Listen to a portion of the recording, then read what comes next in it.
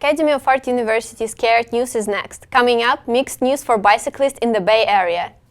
Alcohol and student athletes, details of a new policy and new trends.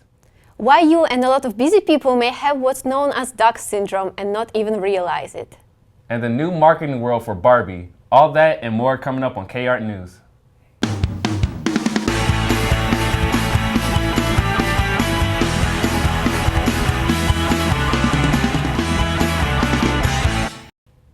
Hi there, welcome to Academy of Art University's K-Art News. Thanks for joining us. I'm Shaquille Howard. And I'm Lada Kondrahina. Here's what we're working on today. A big delay for cyclists who want to travel across the Bay Bridge. Bicyclists who want to get to Treasure Island and Yerba Buena are forced to turn their bikes toward Oakland, even though their destination is mere yards away. The East Span was finished 2 years ago, and the path designed specifically for bicycles still missing. But according to Caltrain officials, the path will be open by the end of this year. Yet, even when the path does become available, cyclists will have to figure out what route to take to Treasure Island once they get to the land. For now, all they can do is wait. Anyone who's ever ridden a bike in San Francisco can tell you that it can be a scary proposition. With a look at what the city is doing to make it easier and safer. For cyclists, here is Jacob Green. Market Street is getting an upgrade on its bike lanes in between the streets of 12th and Goth to help the commute for cyclists. The change is lifting the bike lane a couple of inches off the ground to make it safer for bikers.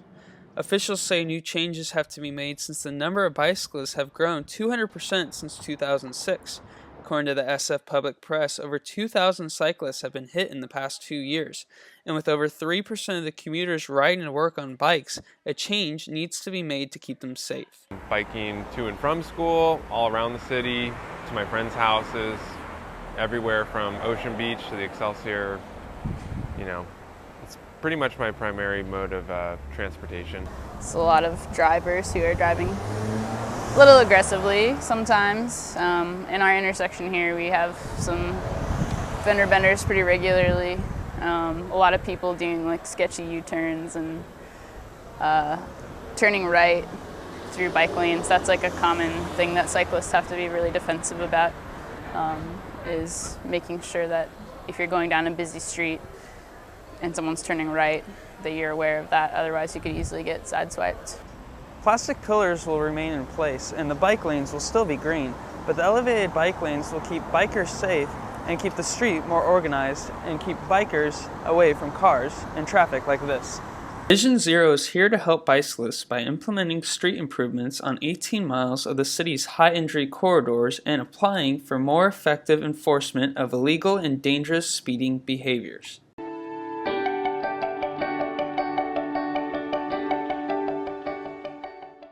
The lanes will be completed in a month, and officials are hopeful that the change will make for a safer and less stressful ride for bikers. In San Francisco, I'm Jacob Green, reporting for Academy of Art's K-Art News. The project aims to keep cyclists safe and in a bike lane away from the congested sidewalks. If the test is a success, the raised lanes could spread throughout the city. An Uber attack is under investigation involving a driver who picked up an intoxicated passenger. The driver claims that the passenger couldn't give clear directions, swore at him, and refused to put on his seatbelt. The driver asked him to get out of his car, which led to the passenger seemingly attacking the driver, and it's all captured on the car's dashboard camera. Giving you the directions. Nope, to get I'm kicking you out. Park Newport. That's all you need to go is Park Newport. I'm kicking you out, man. Are you serious? I'm serious. All you need to go is Park Newport. I'm kicking you out. I'm giving you the directions to Park Newport. I've already ended the trip. Well, I'm in giving you a new trip. That's no. Get out of my car. Park Newport. Get out of my car. Sir, Get out of my car or I will call the police. Let me tell you something, you lost.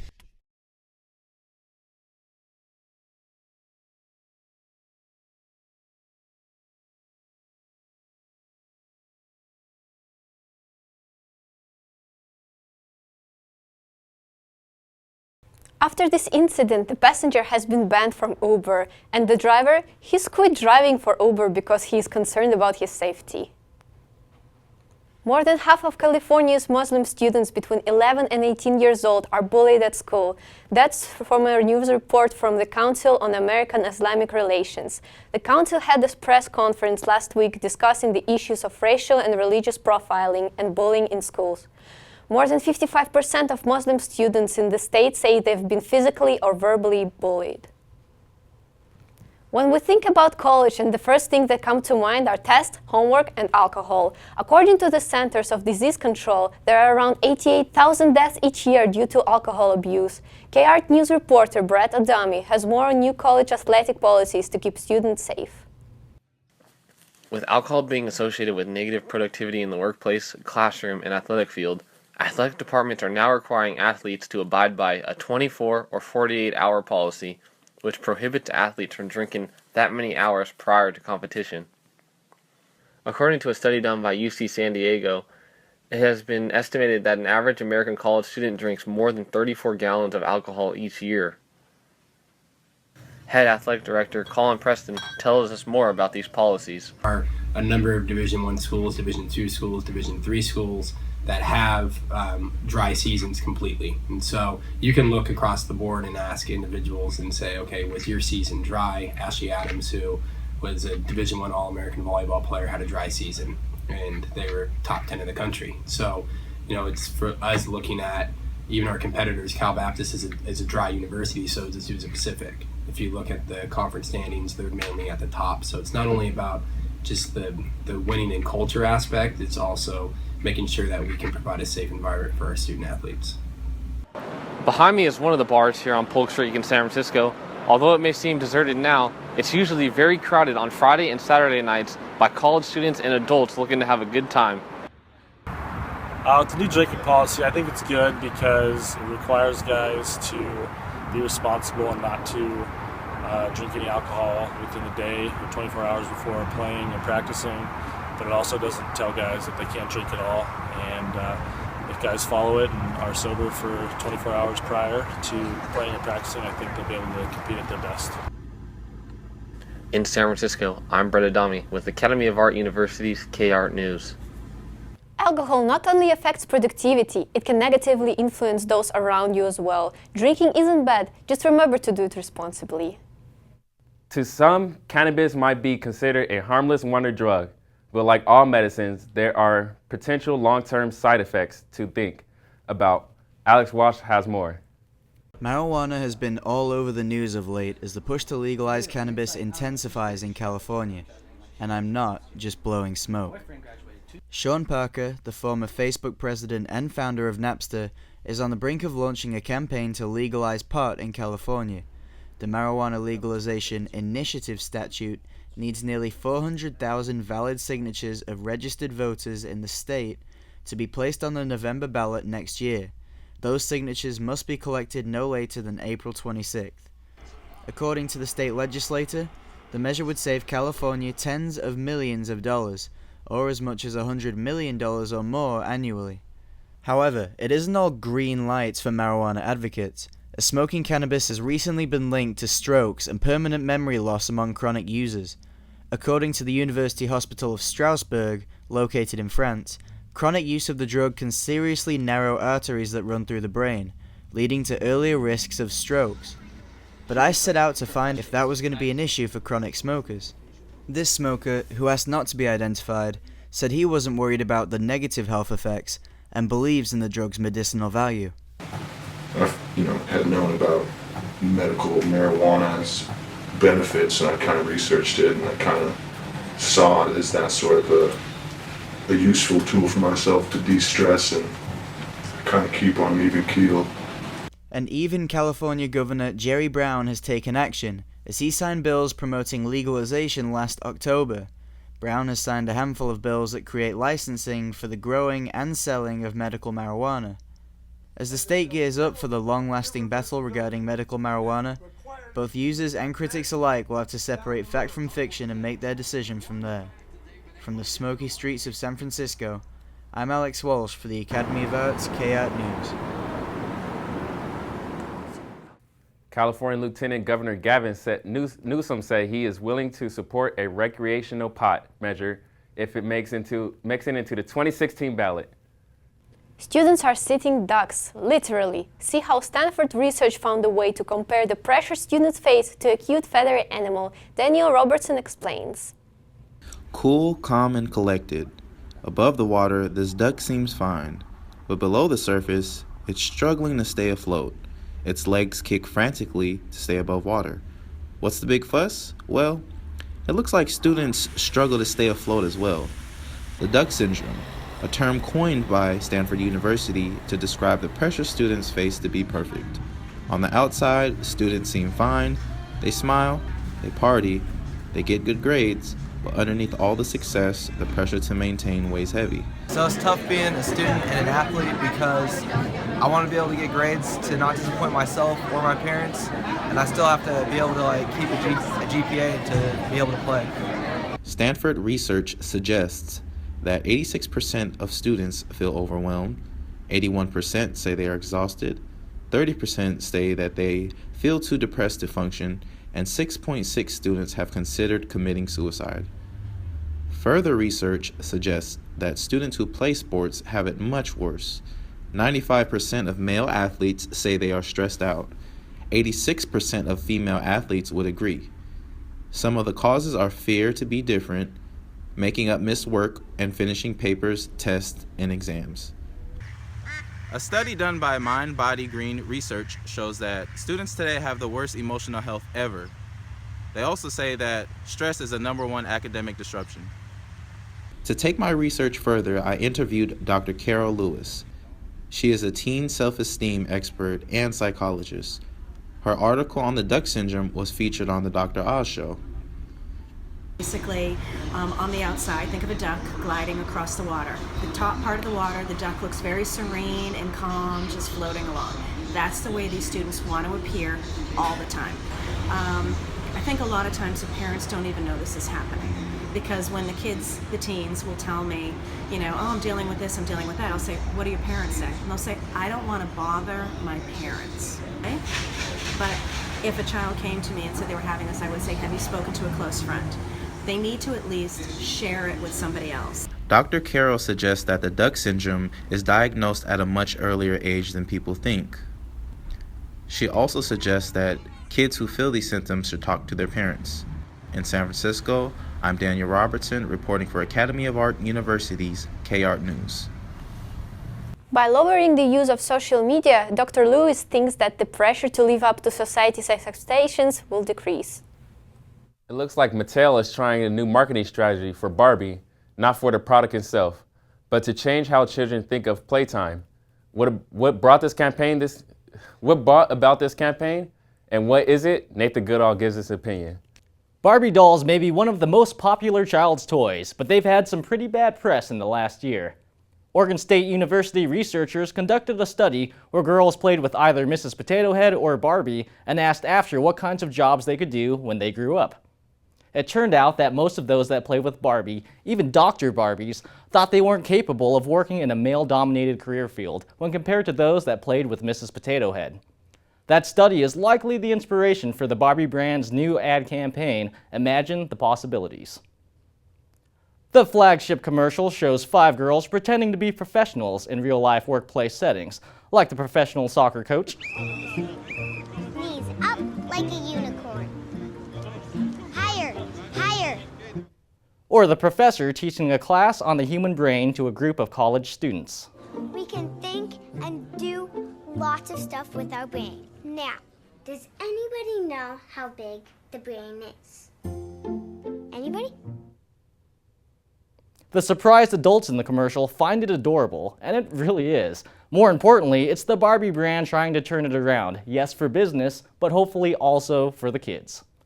Now, Barbies exist in a variety of career fields, so instead of changing the product, I think they hope to change the way it's used. In this case, as a form of personal development in career exploration.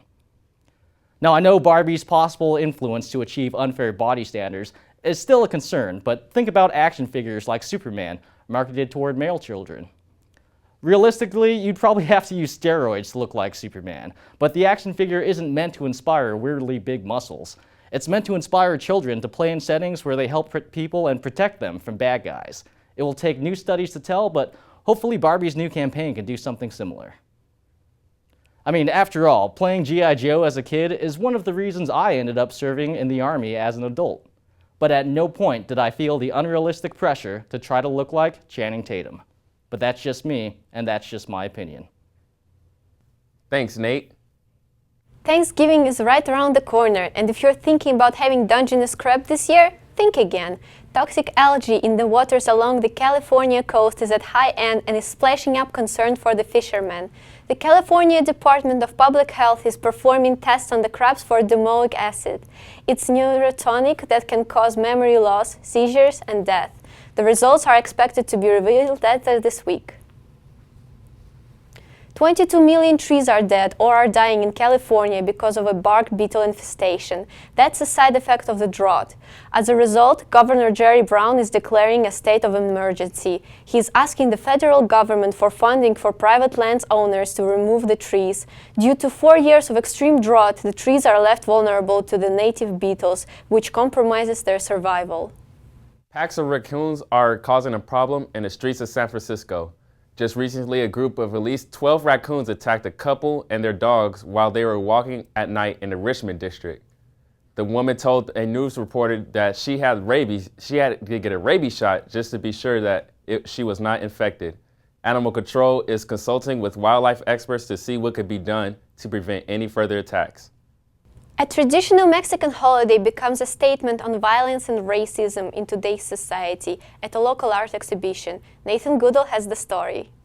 The Day of the Dead comes to life at the SOMART Center, where over 50 artists contributed pieces for the Dia de los Muertos exhibit. Father-son curators Renee and Rio Yanez worked together to make it happen. In many ways, I feel like a show like this, could only take place in the Bay Area because there's such a foundation of the tradition of Day of the Dead here that's really allowed us to really be abstract with some of the work here. Well, the pieces here are definitely aesthetically pleasing, but it's about more than good looks. This art has a message. The exhibit has a theme. Today is the shadow of tomorrow, meaning what we do now shapes our future. It's a statement on institutional racism and violence, as well as a tribute to those who have unnecessarily lost their lives. So you'll see a lot of altars kind of in response to violence against young black men and women in our country. You'll see a lot of altars in response to violence against women in Mexico. Those are very, very personal altars as well as being very political altars. Each altar incorporated the theme along with traditional offerings to very real people whose lives were lost. I think even in the most political altars you'll see here that sense of celebrating their lives but also making offerings to them on their journey is very clear and very evident. For gallery visitor Maureen Fitzgerald, the pieces spoke clearly. The exhibit does a good job of making us remember individuals. It gives you an opportunity to reflect and to remember and perhaps to be sensitive to other people in the community. Creating that blend of remembrance and community discussion is what the Yanez's theme is all about. The dialogue continues and it's going to continue past the show. So it's been really good to kind of see people engage in those pieces. That's one of the more meaningful kind of things for me as a curator, is to see that people making those connections. In San Francisco, I'm Nathan Goodall, reporting for Academy of Art University's K-Art News. The gallery is open until November 7th, with the last day being closing event that includes live music. The European Soccer Championships are one of the biggest sporting events in the world and will be held next summer in France. With a look at what managed teams get in and what teams didn't is our own James O'Malley. Thanks, Lotta. The main qualifying rounds have just concluded for next year's European Soccer Championships in France, so it's time to take a look at who's managed to make it in. The tournament was increased from 16 to 24 teams for this year's edition, meaning a few smaller countries managed to make it to the finals for the first time. The top 2 teams from each of the 9 randomly drawn groups, plus the best third-place finisher, automatically qualified, with France already as the host country. Group A was the biggest surprise of the qualifying rounds, with the Netherlands, who finished second and third at the last 2 World Cups, finishing 4th and missing out. The Czech Republic took first in the group, with Iceland finishing runners-up and heading for their first ever tournament finals. Turkey also went through as the best third-place finishers. Group B was topped by Belgium, who are currently the top-ranked team in the world. Wales qualified for their first European Championships by finishing second, with Bosnia headed for the playoffs after coming in third. In Group C, two-time defending champion Spain took the top honors, with Slovakia taking second place. Ukraine finished third to keep their hopes alive. Group D was one of the most competitive, with defending World Cup champions Germany eventually winning out. Neighbors Poland, led by top scorer Robert Lewandowski, finished just a point off the top to go through as well. The Republic of Ireland rallied late to beat rival Scotland to the playoffs. Group E was topped by England, who finished with a perfect 10 wins out of 10 games. Roy Hodgson's team finished with the best record in all of qualifying. Switzerland finished runners-up, with Slovenia taking third for the playoff spot. In Group F, little Northern Ireland made it through to their first European Championships, with Romania finishing 1 point behind in second. Hungary finished third to get to play another day. Group G saw Austria finish with 9 wins and a draw to finish first. Russia took the second qualifying spot, relegating Sweden and Zlatan Ibrahimovic to the third-place playoffs. Group H was topped by traditional powers Italy, who lost the final to Spain last time around. Croatia finished in second place, with Norway taking third to qualify for the playoffs. The last group, Group I, saw Cristiano Ronaldo and Portugal grab first place, with Albania beating out Denmark for the second automatic qualifying spot. The 4 remaining spots will be decided over the next couple of weeks over 2-legged playoffs, with the Republic of Ireland taking on Bosnia and Herzegovina, Norway facing Hungary, Ukraine versus Slovenia, and a mouth-watering all-Scandinavian matchup between Sweden and Denmark. I'm usually not one for predictions, but for fun I think I'll go out on a limb and say Belgium to beat France in the final in Paris for the country's first international trophy. If I had to pick a top goal scorer, I think I'll go with France's Karim Benzema for the Golden Boot. But as Greece showed in 2004, really anything is possible. With a look at Euro 2016, I'm James O'Malley. Thanks, James. On the subject of sports, our very own Nick Carey was able to sit down with Academy of Art and former basketball star Alexis Moore to see how his life is after basketball. Thank you, guys. I'm here with former basketball star Alexis Moore. So, Lex, you just finished a year for basketball. Yes, sir. So how's life now going for you? Life now is pretty interesting, I would say. It's definitely different. I don't have to wake up and go to practice, obviously.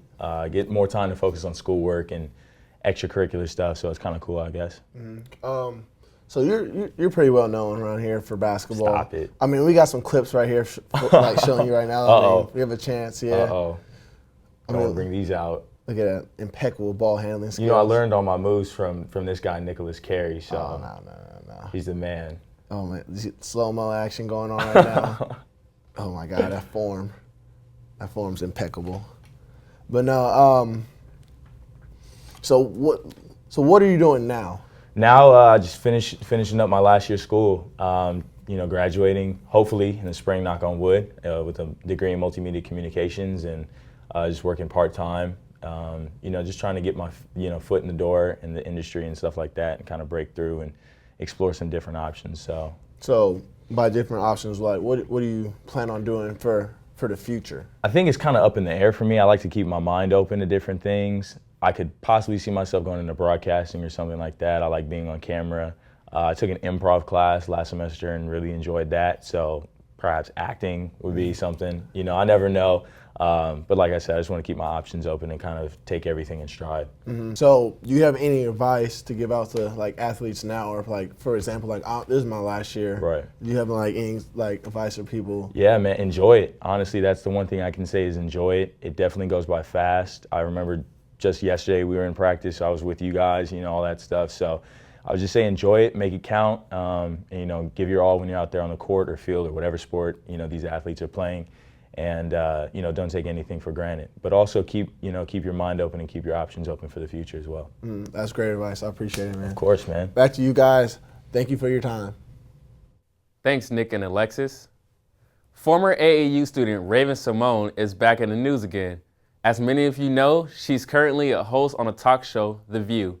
Remarks she's made recently on air disparaging ethnic names or remarking that a recent incident involving a student being thrown from a chair by a sheriff's incident has started a firestorm of controversy. 130,000 people have signed a petition requesting ABC to remove her from the show, but so far the network is standing by her. A new film coming out this week was written by Tom McCarthy. He was nominated for an Oscar for the Pixar film Up. KR News reporter Ricardo Ayar talked to Tom about his new film Spotlight and why it's important for millennials to watch it. I know there's things you cannot tell me. Tom McCarthy's new film, Spotlight, tells the story of a team of newspaper reporters that work for the Boston Globe as they investigate the Catholic Church's attempts to cover up allegations of child molestation by dozens of priests in the area. It's a very serious movie about some very dramatic themes. And they let it happen. It could have been you. It could have been me. It could have been any of us. Although the film features such a serious subject matter, Tom assured me that the vibe on set wasn't as somber as you'd think. What was the vibe like on the set? I know it's a serious movie. The actors were such a strong ensemble, and I think they just loved working together, and you could kind of feel that joy of set. Many of the scenes are 4 or 5 or 6 people in a room kind of working through something, right? And you could tell they all really just loved playing off each other. Guys, listen, everybody's going to be interested in this. Tom even had a chance to film inside Boston's Fenway Park in what he considers one of the highlights of making Spotlight. We shot a live game. We had 9 innings to shoot it. We needed all 9 innings because, of course, you can't control the stadium. We couldn't even control our section. So in the middle of many takes, we had people walking through and stopping to talk to Mark Ruffalo or John Slattery. And it was very challenging. But it was really exciting. I think it's a great way to kick off a movie about Boston in Fenway. The actual events that inspired Spotlight happened more than a decade ago and were most likely something most millennials missed. I am here because I care. We're going to tell this story. We're going to tell it right. Do you think it's important for millennials now to be aware of this situation? Obviously, the abuse within the Catholic Church was at the heart of this story, which has not stopped, and the Church has not done enough to address it, and until they do, it will continue. Simple as that. So we have to remain very vigilant. Spotlight. Just the tip line. You think he's got something? He also thinks the film will raise awareness about the dying practice of in-depth investigative units like the Spotlight team from Boston. We haven't committed any long-term investigative resources to the case. No, we haven't. And that's the kind of thing your team would do. I hope that millennials pick up the torch of high-level investigative journalism. Trying to get some background information. I don't want you recording this in any way, shape, or form. Nothing. What we need is for the millennials not only become interested in journalism, but to figure out a new code. How does it exist in this new media age? We can't go back to this period. It's just not going to happen. But we need to figure out a way to keep it strong and thriving. In San Francisco, Ricardo Ayar, reporting for the Academy of Art University's KR News. Spotlight opens in theaters this Friday, November 6th. Well, that's it for this edition of Academy of Art University's KR News. For everyone here, thanks for watching. I'm Shaquille Howard. And I'm Lada Kondrahina. Join us again tomorrow. See you then.